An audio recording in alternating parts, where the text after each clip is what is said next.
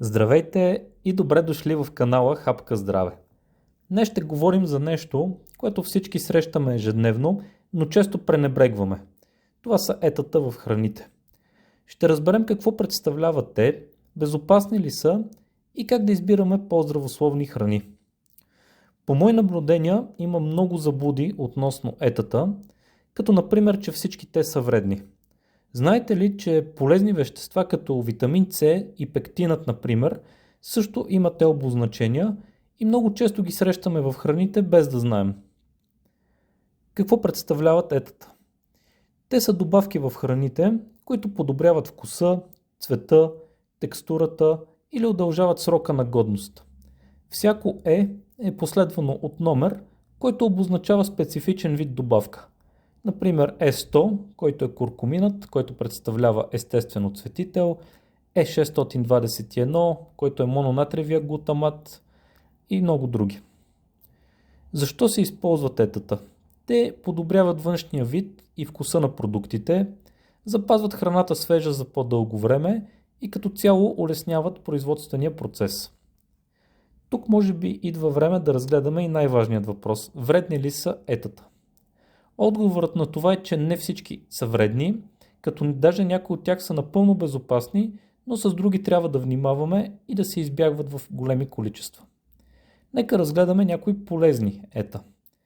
Например Е300, това е аскорбиновата киселина или както ние го знаем витамин С. Среща се в сокове, консервирани плодове, колбаси и много други храни, като той е силен антиоксидант, който предпазва клетките от увреждане, подобрява усвояването на желязо, засилва имунната система и има множество други полезни функции в организма. Вредата, която можем да си причиним с витамин С е при прекомерна употреба, то може да доведе до киселини или стомашен дискомфорт, но рискът за това е минимален. Друго което може да причислим към групата на полезните такива е Е160А или бета-каротина. Той се среща в различни сокове, десерти, маргарини и други, като основните негови ползи са, че той се превръща в витамин А, който е важен за зрението и кожата, например.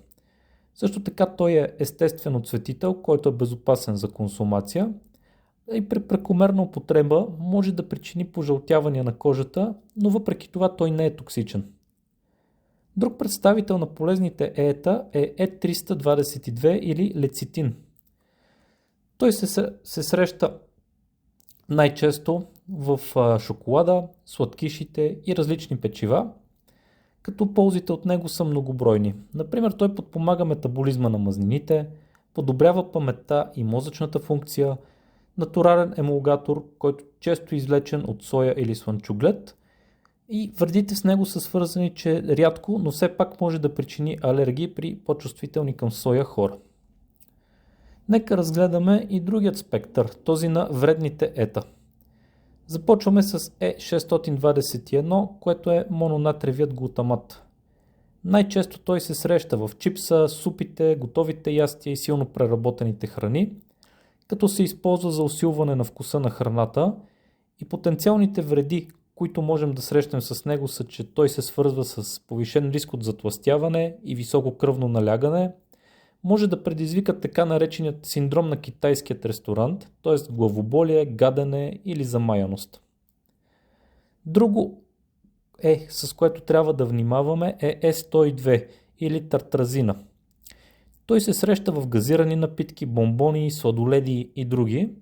Представлява ефтин и ефективен жълт оцветител, като е свързан с хиперактивност при деца и може да предизвика алергични реакции и кожни обриви при по-чувствителните хора.